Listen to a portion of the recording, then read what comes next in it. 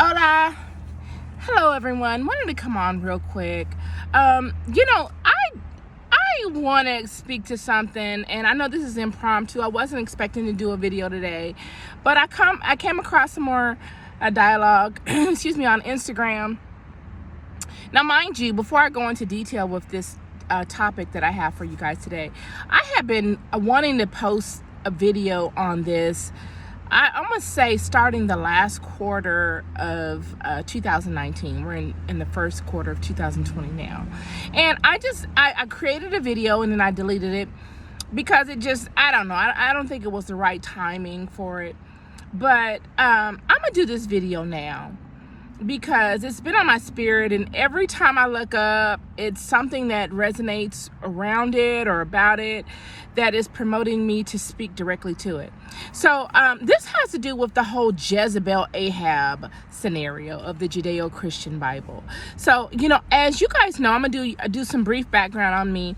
I grew up in a very Christian-based environment, and early in my spiritual walk, and so I've read my Bible, I've ingested it, I've taken the time to understand it, and I know that in reading my Bible there were only two women that were really dominant women in the Bible that the Bible even made mention of, and that one was Deborah and the other is Jezebel. The whole book, only two, and both of these women were prophetesses.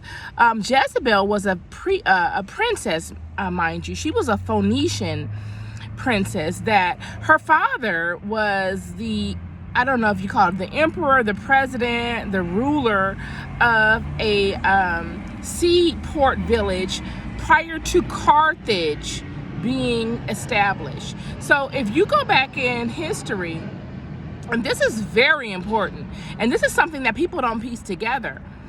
Carthage, which is the only African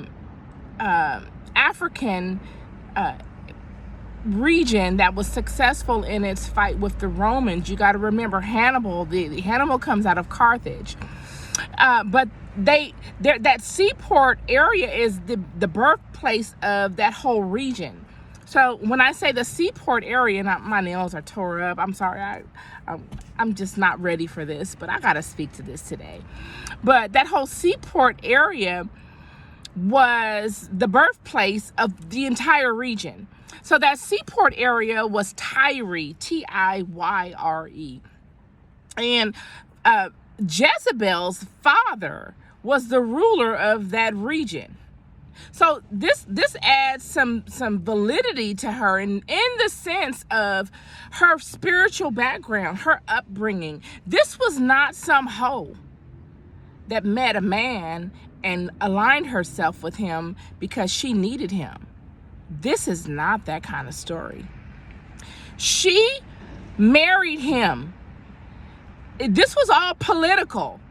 It's as if, even nowadays, all these marriages are based upon relationships. They put these people together in an act of somewhat of an alliance, just as they did in the Egyptian dynastic period, same way. But Jezebel was a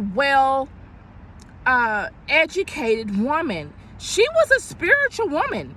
Now, I want to give you some background as well, because people speak to this. Like, I could come on here and tell you one specific side of something based on the Bible, and the masses will believe it. Only because they haven't done the background work on the entire storyline. So, when Jezebel came about, this is prior to Jesus. This is prior to really the Roman conquest within these regions. Rome was within the region of Tyre. They were right above it because all of that is connected, or was connected at one time. But they were not a superpower. So the Phoenicians, which are the people that come out of Tyre, which migrated and created Carthage, who then birthed Hannibal. These are the Phoenicians. Jezebel is a descendant of these people, a direct descendant. Her father was the king of this region. So these are the people that created phonics, the languages that base the whole verbal speaking way of life that we use now. They created this. This is a big deal. These were seafaring people.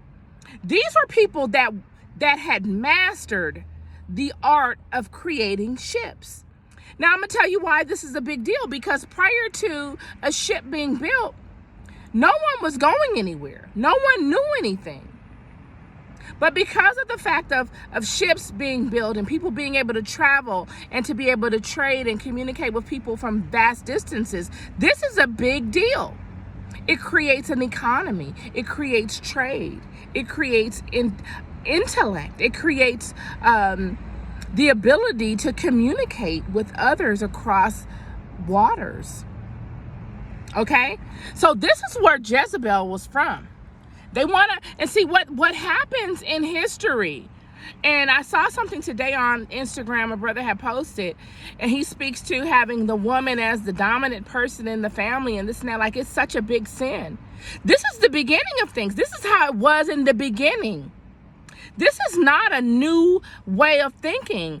What's new is a masculine way of thinking where the woman is submissive and she has to shut up and she has to sit down in a corner and her man lead. No, that was not the way it was. It was a balanced relationship.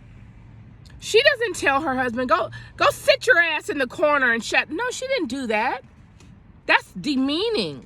It is a balance. Everyone knows their role.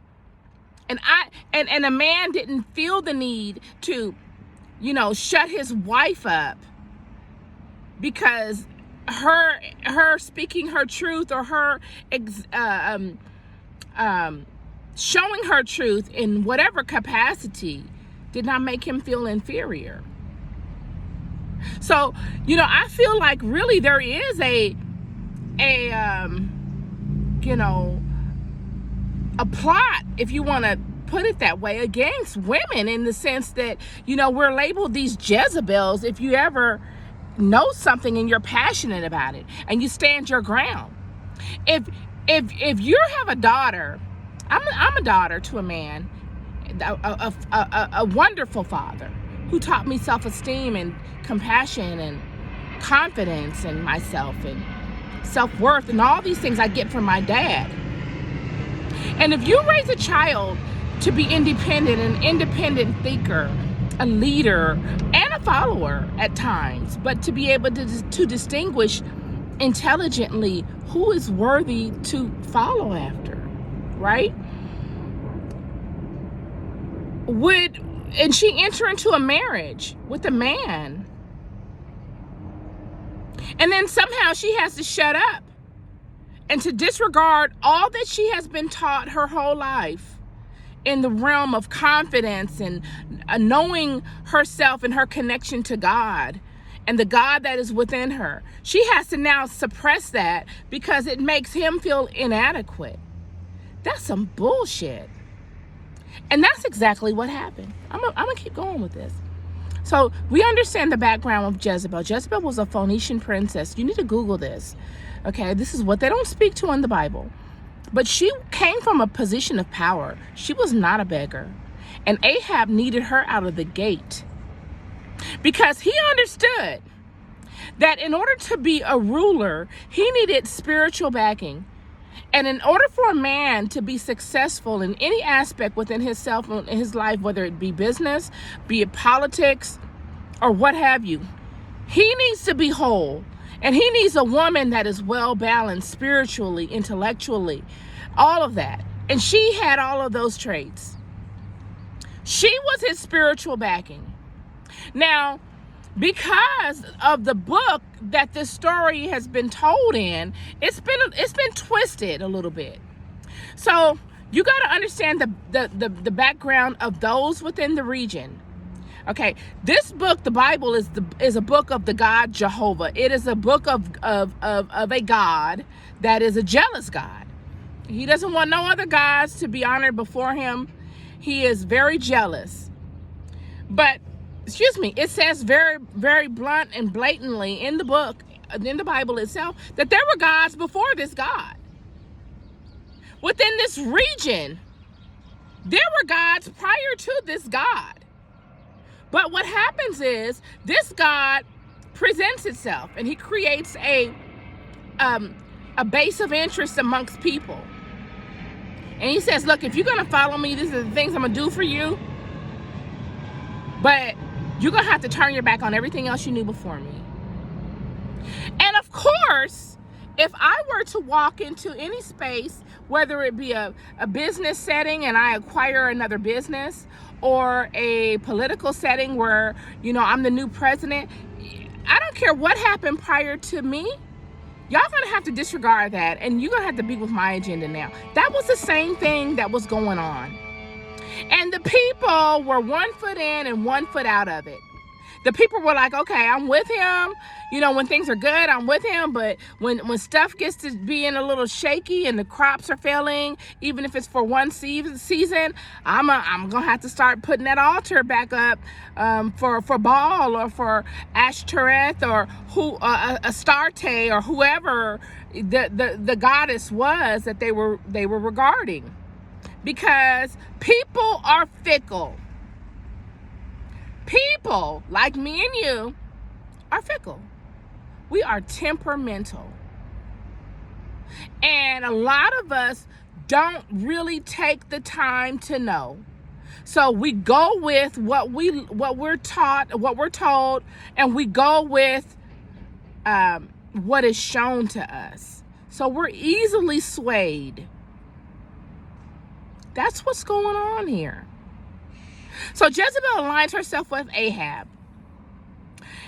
It says in the Bible that Ahab was basically using Jezebel for spiritual power, but that's not the case. Any woman walking the earth, any man that has dealt with a powerful woman, I'm not talking about a spiritually powerful woman, but I'm talking about a woman that's powerful within herself. If you've ever dealt with a woman that was powerful within herself on any level, you know you're not about to run no game on that woman. Women, it's hard to run some game on a woman that knows herself. It speaks more to how much you know women than it does to her. You can't run no game on a woman that knows herself, especially a woman that knows herself spiritually. He wasn't using her. They were a pack. They were a team. She say, okay, we're going to go and do this. He'll say, no, I don't think we should do that. And she'll come back and say, okay, well, if we don't do this, this might be the end result. And they came together in that way. You know, but let's get to the facts of the matter. So Jezebel was a dominant woman. She wasn't a woman that took being pushed around easily. She wasn't no punk. She wasn't the type of woman that was going to throw a stone and hide her hand either. So it seemed to me as if she was the type of woman that was, you know, if something went left, she's going to, you know, it's from her. Long story short, Elijah, which is Jehovah, the God of Israel, which is the God that is written in the Judeo-Christian Bible, was his prophet, Elijah. He sends Elijah. Now, mind you, Jezebel knew all of Jehovah's prophets. See, you're dealing in a spiritual system. You're dealing with seers. You're dealing with powerful feminine forces. You got to understand women. And that's where I think a lot of people don't give credit where credit is due. Women, big mama in your family, your mama, your grandmama. It wasn't your grandfather that was the powerful one in the family. And I'm not speaking from an egotistical perspective. I'm speaking from facts. You look back on this. Was it your grandfather that was the powerful one in the family? Was he the glue of the family? Did he keep all the stuff together? Was he the one that kept y'all from killing each other? Was he the one that kept the order? Or was it Big Mama? I want you to think about that. It was Big Mama.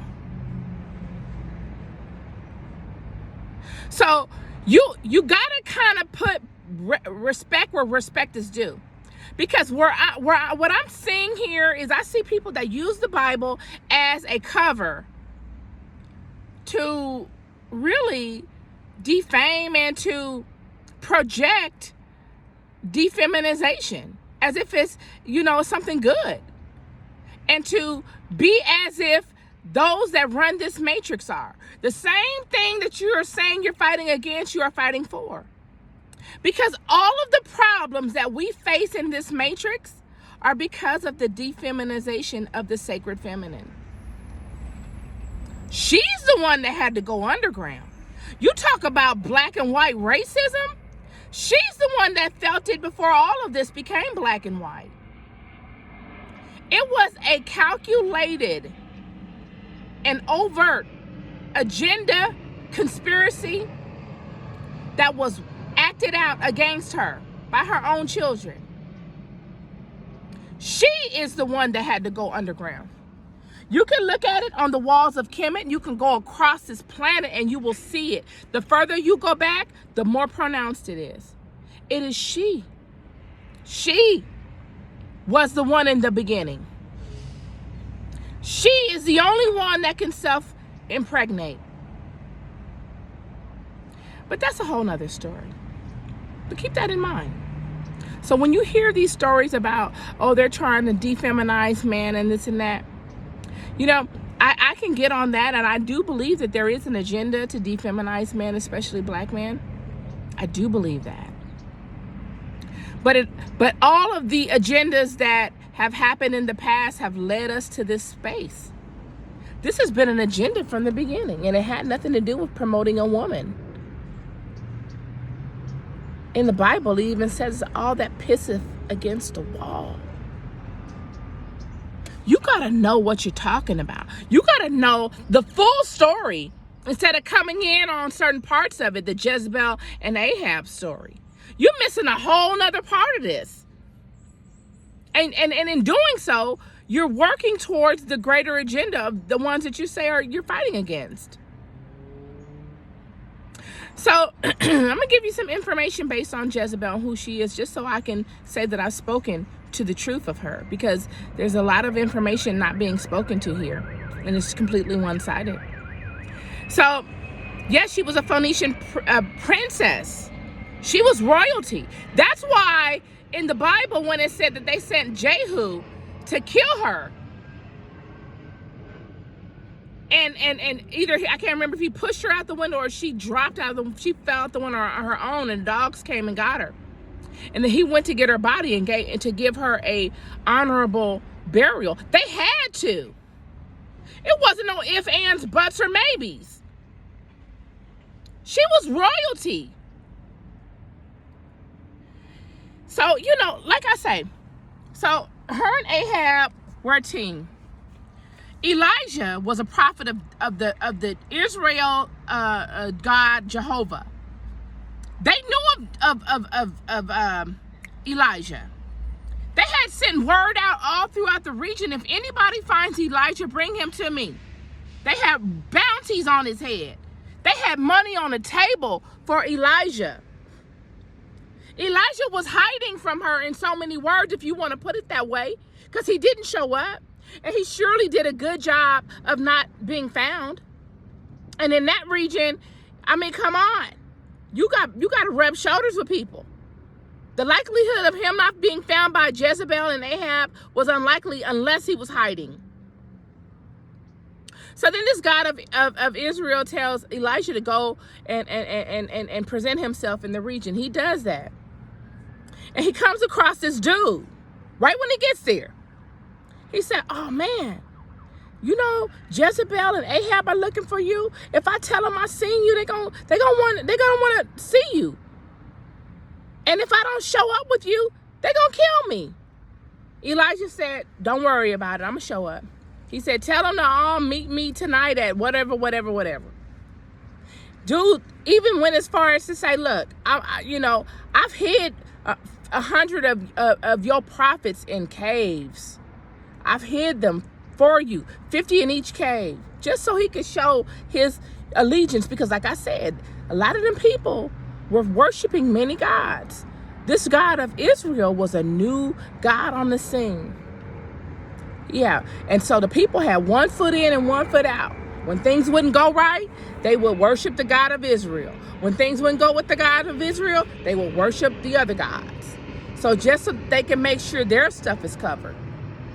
So, and that should in itself speak to what was going on. Who are these gods that you got to feel powerless to? That you got to feel like, okay, I don't want to offend nobody. So I'm going to just do what they ask me to do. What's going on? They don't speak to this. So anyway, Elijah says, look, I'm going to show up. Don't worry. Everything's going to be all good. Just tell them to meet me tonight, whatever. They all meet Elijah. And Elijah approaches Ahab and says, look, my God of Israel, Jehovah, told me to come and tell you that we're going to have a challenge. Your God and versus my God amongst all of the people, so that there will be no misunderstanding. You're going to get a goat, and I'm going to get a goat, and we're going to put this goat or a bull or whatever it was on the altar. We're going to lay it there, and whatever God shows up and burns this goat or this bull wins the challenge. And I'm going to let you go first. I'm going to let your God go first. So Ahab was like, cool. So he has all his people there. All of Ahab's prophets show up. They put their bull or goat or whatever it is on the altar. Nothing shows up. So even it's written that Elijah was taunting them and saying, oh, well, maybe your God is busy. Maybe he's on vacation. Maybe he's sleeping. Why don't you start chanting louder to wake him up? So they start chanting louder. Then they start cutting themselves and bleeding and carrying on, and walking on fire and burning themselves, all kind of stuff. This God don't show up.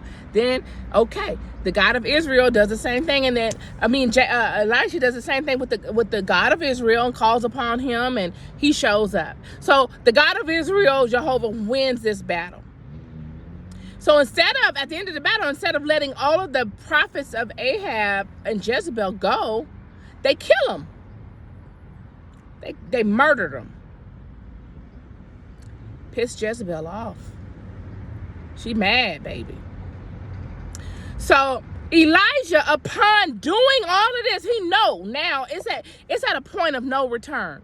He's done something that he cannot reverse. He's done something that he has to answer for. He really needs this God of Israel to see him through, because if he don't, that's his ass. Right after that, it is written in the Bible. I think this is oh my goodness, it's not Exodus. It's Kings 18, chapter 1. Kings 1:18, I believe.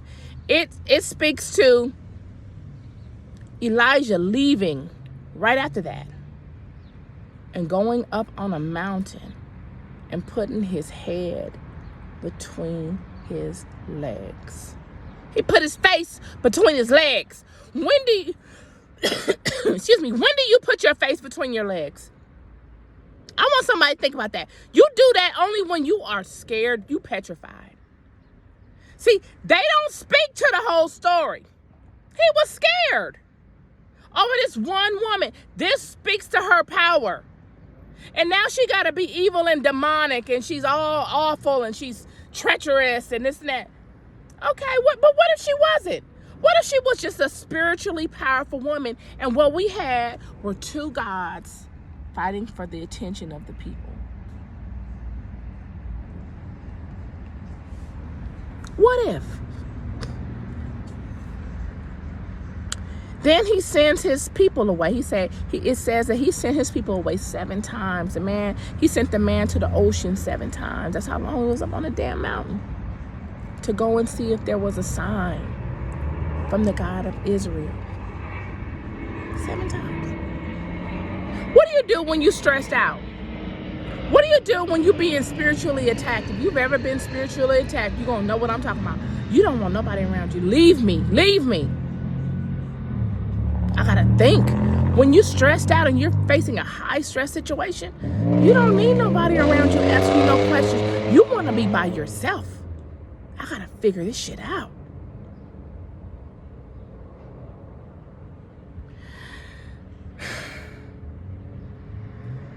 Everything is not what it seems. You know, Jezebel spirit is in every woman. I posted this onto Larry Johnson's page. This is where I'm getting this rhetoric from, because I saw something he posted and I was like, wow, usually the brother's on point. But just like many of us, there's some things that we need help with understanding. He don't have all the answers. He needs to ponder it just a little bit further. But he's on the right path. But Jezebel, I mean, every single woman walking this life, walking this earth, has a Jezebel spirit in her. It's just like being on a pole, and you got hot on this side and cold on the other. And you got warm in the middle. It depends on how a woman sees herself in the environment. It depends on how the environment sees her. It's how she's received by those people in the environment. You know what I'm saying? Does she feel threatened? Does she feel like she has to be forceful? Does she feel like she has to be manipulative? Can she be who she is in all of her power and all of her totality and be accepted? That's what this is. That's exactly what this is. This is not just the woman getting up under you, or the stripper at the strip club, you know, buy me another drink, daddy. I want to come home with you, daddy. All that. This is that too. It can manifest itself in that way. But it could be the wife that supports her husband at all costs. It's the wife that prays diligently for her family, that gets up early in the morning before everyone wake up, and she prays diligently for her family. This is that. This is the, oh no, you're not about to push me around. Oh no, you're not going to steal from me and my children. Oh no, you're not going to rob my husband. Oh no, you're not going to do this, that, and the other. Oh no, we're going to expand the footprint of our kingdom. This is that. This is that spirit that they say every man needs when he looks for a wife.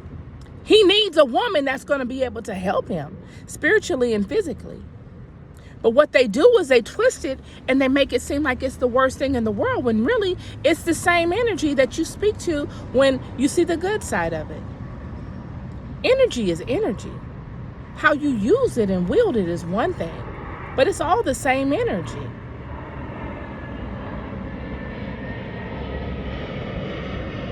Now, let's put the shoe on the other foot. What if Jezebel was married to a man that was a king of the tribe of Israel, and she was working with him to expand the footprint and to do the will of the God Jehovah? Would she have been evil? This is how it go. This is what they do. You know, and then before you know it, you sit up here propagating the will of the person that you're saying you're working so diligently against. She was a Phoenician princess. She was an African woman. Carthage, Phoenicians, Hannibal, the people of Tyre, all these people were highly intelligent African people. They created the banking systems. They created the seafaring systems, trade.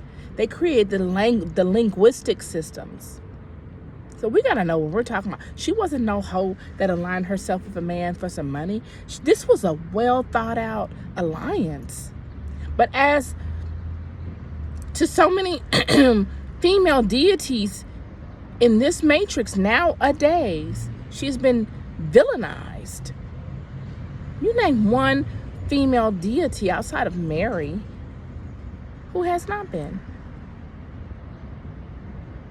Want to just throw this out there. I can go deeper into it, boy, but I don't went off on certain tangents, and I don't want to take any more of your time to bring myself back. I'm sure it'll be something I'll remember that I could have spoken to that I didn't. But please remark, and we can keep it going and create a really interesting thread on it. But yeah.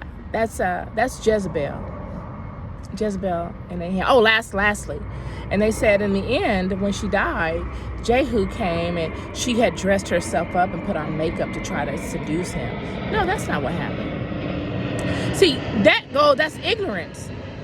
Whenever a woman in ancient times would do all that, like you see Cleopatra, she has a charcoal up under her eye and all that. That's highly spiritual stuff. All of that have to do with conjuring spiritual entities. You know what I'm saying? And then those that read the Bible say, oh, that's demonic, and this is Satan, and this is that. The God of Israel, all of this, when you look at Moses and Pharaoh, they both threw down their damn rods. Neither one was shocked. It wasn't like a new technology. It wasn't like Moses had a new technology that Pharaoh didn't have. That's why they put that passage in there. It was to let you know they was all doing this. But you get caught up on specifics that aren't specific because everyone's doing it. We are disconnected because we are no longer living off the land. We are religious. Many of us are religious instead of spiritual. See, nobody was religious back then. Not even the children of Israel. They were not religious. They were spiritual. This was a spiritual system that has been corrupted and now it's made religious. It was not religious. So she put on her makeup. This is her war paint. It's wartime. Do you not think she didn't know she was going to die that day? Do you not think she didn't know that it was a high probability that it would happen? This was war paint. When you live that type of life, you know you got to take what comes. She wasn't a foolish woman. And that's what this post is about. It's to start showing some respect. Instead of thinking people are stupid and foolish and it's A, B, C, D, and E based off of what you read in your Bible and what you learned in kindergarten up to the 12th grade. Maybe you got it wrong. Maybe you got it wrong. Maybe some of the things that you've been exposed to are truths. Some of them maybe have truths. All of the information we have now today is convoluted and half truth because it's been tampered with. That Bible has been rewritten more times than I care to speak to.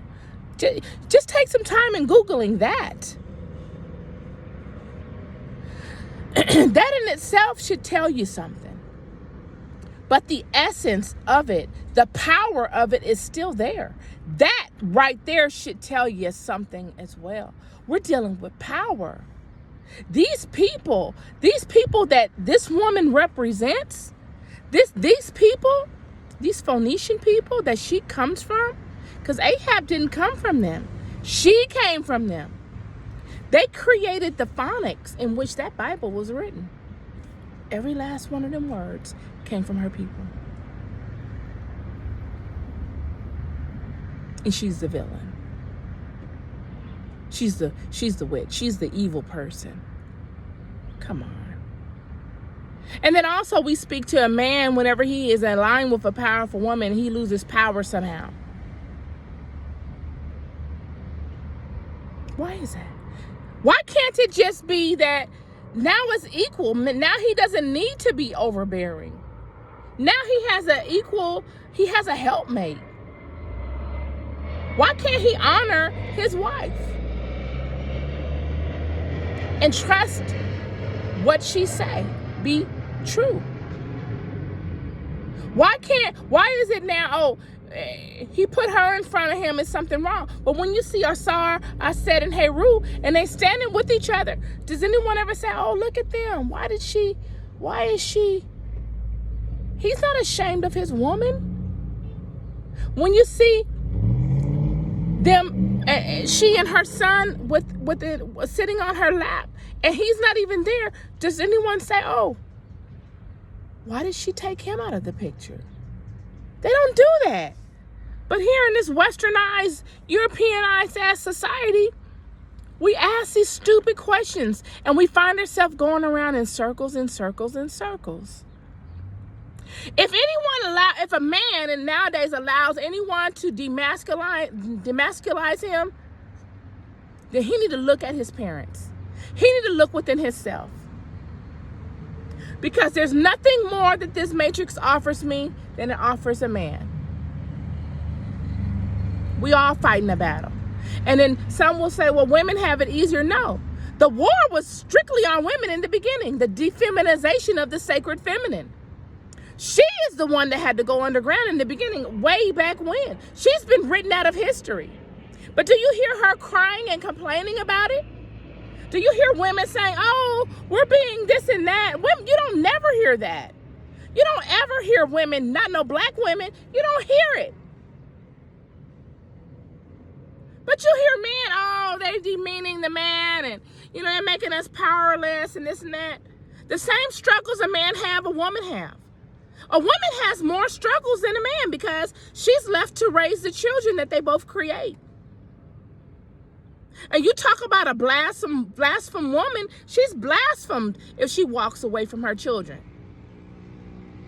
Not just by the world, but internally. It don't sit right with us. We just get shit done. Instead of complaining about the shit and letting life punk us out. Wouldn't you think being left alone as a single mother, as our generations have been done, to find a way to make ends meet? Some women out here selling their bodies. Some women out here scamming. Some women out here working 5 jobs. Some women out here on the county getting ridiculed by people. We don't complain about that shit though. We make it happen and we raise the children. Y'all need to cut this shit out. Oh, he put her in the front. Well, she need to be in the front. She need to be. Or she need to be right there on his side. She do not belong in the back. So yeah, if you want to talk about it, let's talk about it. But let's keep it 100. Peace and love.